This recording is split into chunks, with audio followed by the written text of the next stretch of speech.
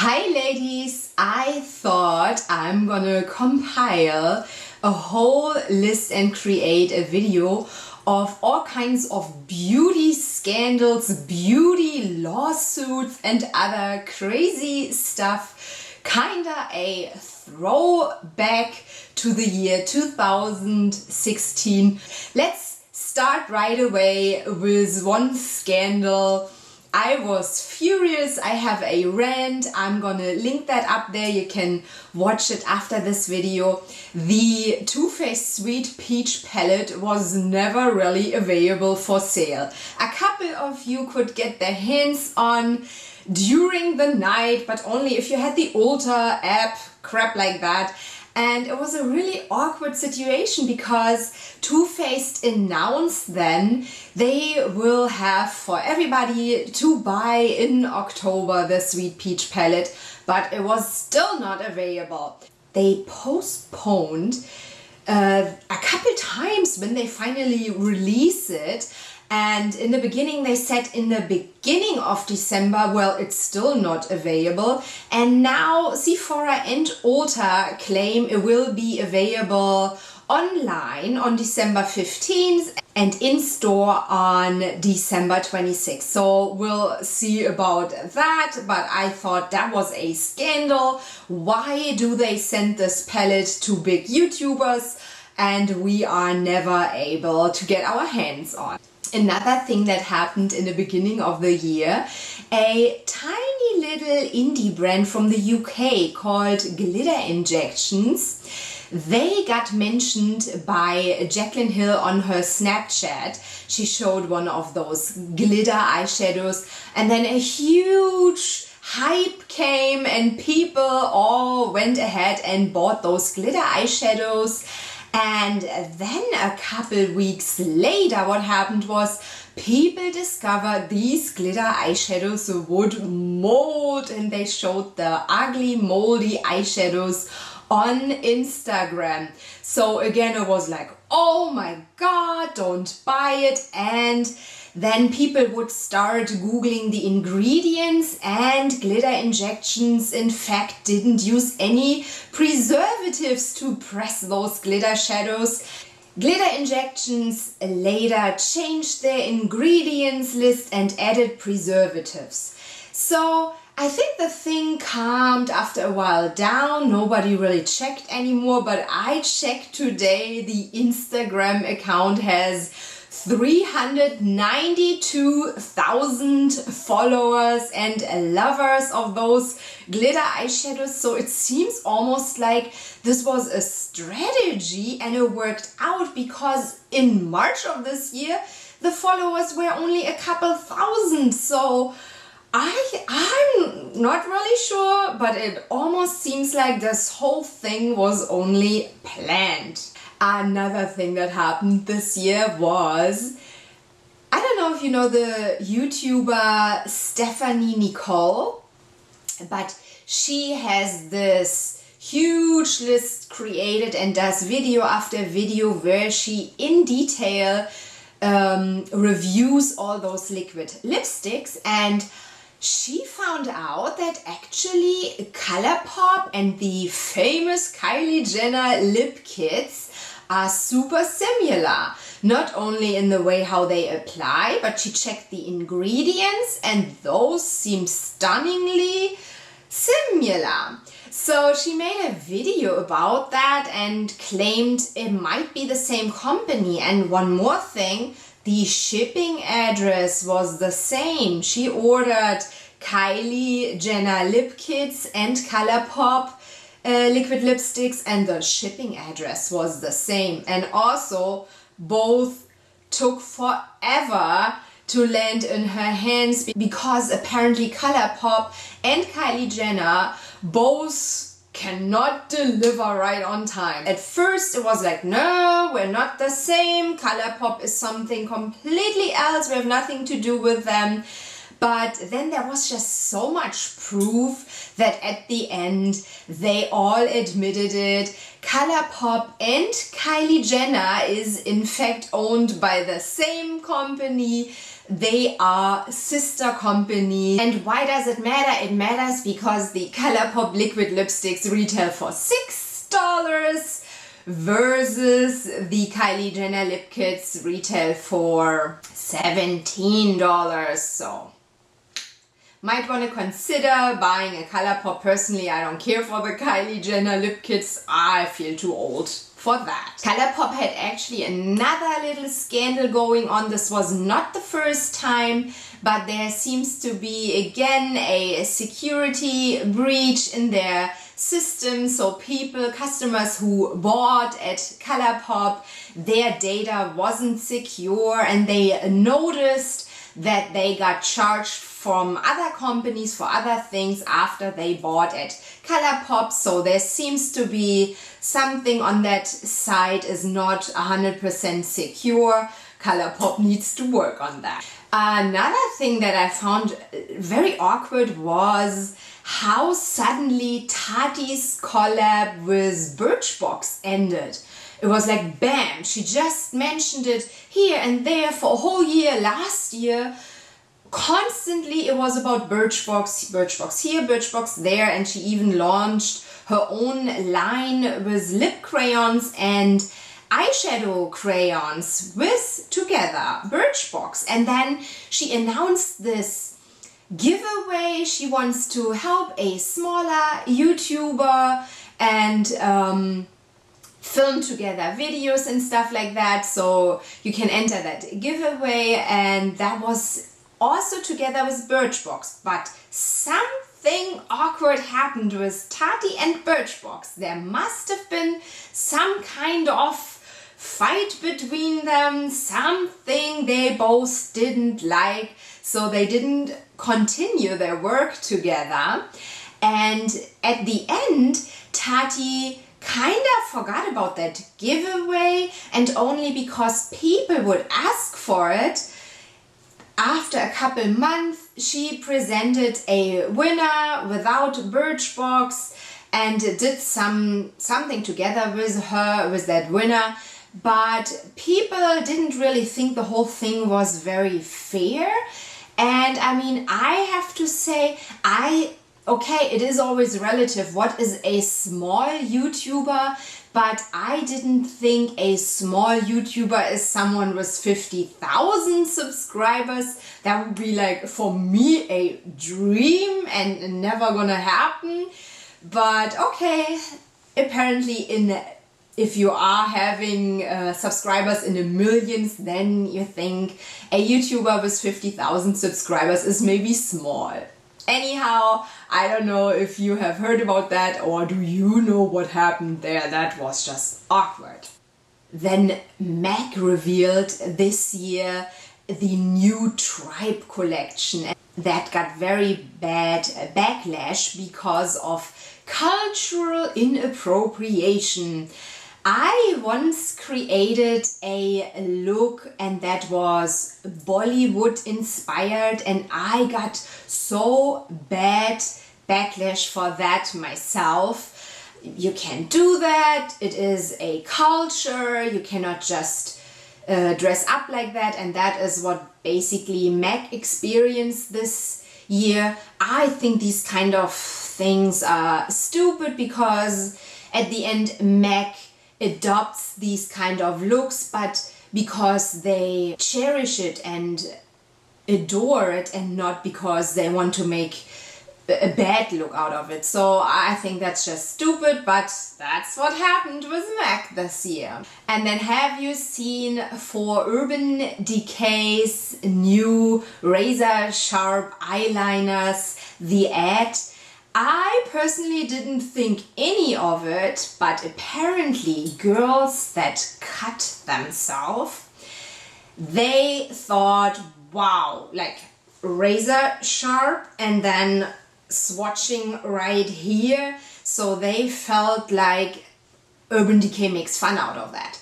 Urban Decay is not new to wanting to get attention through weird names and that kind of stuff. So Even though when I saw the ad, I had nothing in the back of my mind and didn't think at all about girls that cut themselves. Apparently people did, and because of that, and that Urban Decay already uses, you know, crazy names for their products, I think it might have been really a planned thing that they did that. And then remember, just recently Becca released makeup items together with Jaclyn Hill, and apparently the eye palette, which was a made in China scandal because Becca never produces in China, it was so crappy that people would complain about it, and at the end Becca pulled the whole eye palette. So that was a big scandal this year. Why does Becca produce a cheap eye palette made in China? I don't know if you follow the account Trend Mood 1, aka Sophie Sharp, but you might think that's an awesome account to follow, to know about new makeup releases, but what you might not be aware of is that Sophie is notorious in stealing pictures. In blogger circles, we know that her fame, everything what she achieved, she actually does things that are not alright, and this year Kylie Jenner got pissed with her too, and so for a couple days her account, Instagram account Trend Mood 1, was blocked from Instagram because she's not really doing everything completely illegal. She's stealing pictures, she's making her own little collages out of them, but she never really gives credit to the ones who did these pictures. She is releasing early makeup releases that she's not supposed to talk about. For example, if Urban Decay tells bloggers, hey, we have a new release, but please don't talk before January 1st about it, she would not listen and just do it anyway. So it is not a complete clean account, and yeah, even Kylie Jenner got pissed. Well, the thing is, does Kylie Jenner even have a reason to be pissed of that? Because she's actually doing the same thing. Apparently, a makeup artist named Vlada Haggerty, she claims that Kylie Jenner steals pictures from her. Or let's say more, not pictures, it's ideas. And if you see really the pictures, there is so many where you would think, wow, yeah, she definitely stole that idea. Even that picture of the lips that where it drips down the color for her lip kits, that looks obviously like she stole it herself. Jeffree Star stole artwork by a friend of Kat Von D. So he asked for some logos or whatever, and then that friend from Kat Von D drew them for him, and then he just used it, that star and that stuff, without ever paying. So that was a big scandal that came out this year on YouTube. And something funny I just read is that the Lush factory in Toronto, like all these fragrances that come from this factory, have all these neighbors talking about, and they are thinking of a lawsuit. They want this to stop. They cannot even barbecue and eat their steak because it would smell like soap. And then there was a couple of lawsuits this year. Hard Candy was suing CoverGirl for the Katy Perry line because of the really similar trademarks that Hard.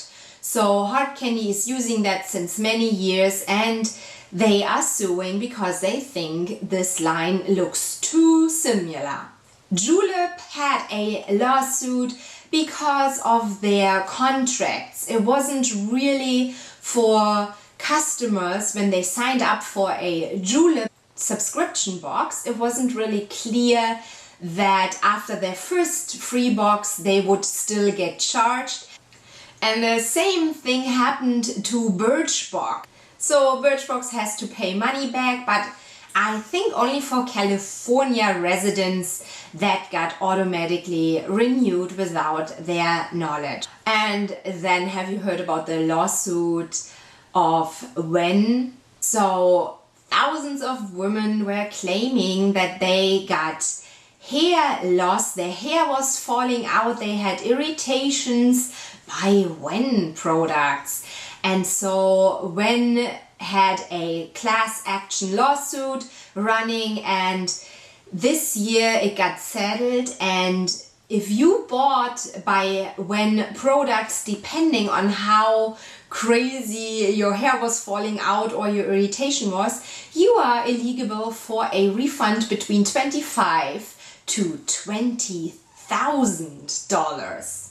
Honest Beauty by Jessica Alba got another lawsuit. That is nothing new for them, and they make in fact so much money that they can't even get bothered with these lawsuits. Honest Beauty always claims to use only natural ingredients for their baby line and their cosmetic, but apparently, easy peasy, look in the ingredients, those are not all natural. So there is one after another lawsuit running in. Too Faced got sued by Trish McEvoy because of the slogan, "The power of makeup." I think that's very funny because Trish McEvoy, she wrote a book in the 90s which was called The Power of Makeup, and today she has these lines that are called The Power of Makeup. Personally, I had no clue about that. Personally, I connected it only to Nikki tutorials because she made this video where she showed her before and after, and she called that The Power of Makeup. And then Too Faced released a couple months ago a palette in collab with her called The Power of Makeup. So I had no clue Trish McEvoy had anything to do with The Power of Makeup. Also, I find we all know about the power of makeup, so it's silly for Trish to say only she's allowed to say that. Seventh Generation also got sued because they claim since years to only use natural ingredients, but they don't. Johnson & Johnson got a couple of lawsuits. Once because they use talcum powder, and we have now proof that talcum powder can lead to ovarian cancer, and apparently Johnson & Johnson knew about the risk, but they were not ever disclaiming that this is dangerous to use for women. And then they also got a lawsuit for their baby line because they claim that it makes babies to fall asleep faster, and then women were saying it's not true, my baby is not falling asleep faster. I mean, that one, I think that's kind of silly for even to believe for anyone that a product might help your baby fall asleep faster. But anyhow, they got sued for that. Baby Organics got sued because they are not really organic.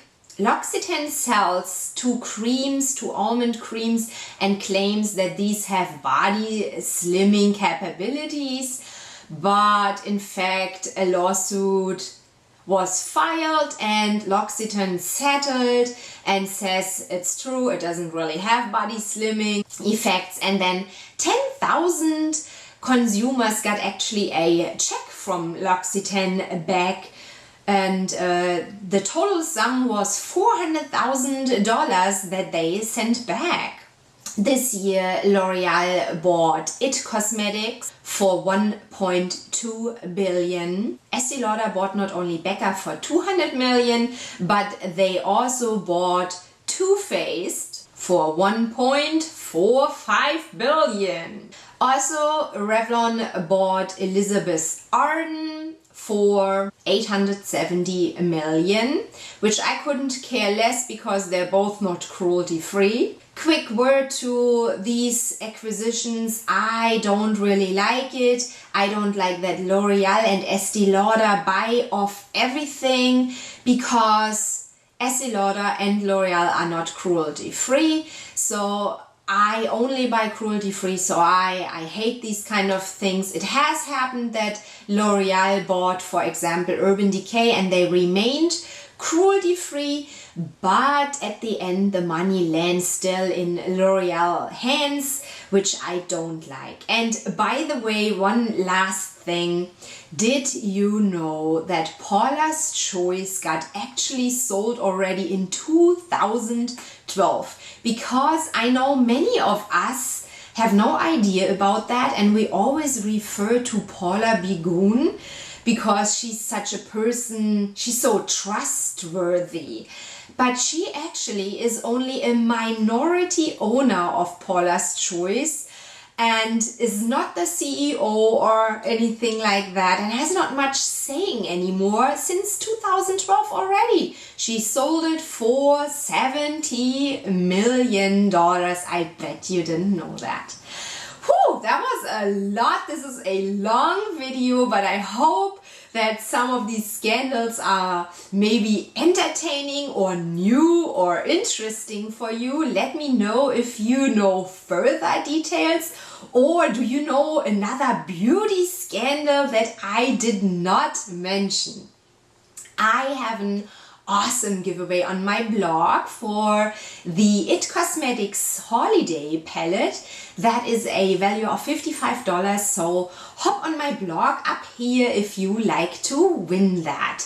And then I wish you a wonderful day, ladies. Bye, auf Wiedersehen.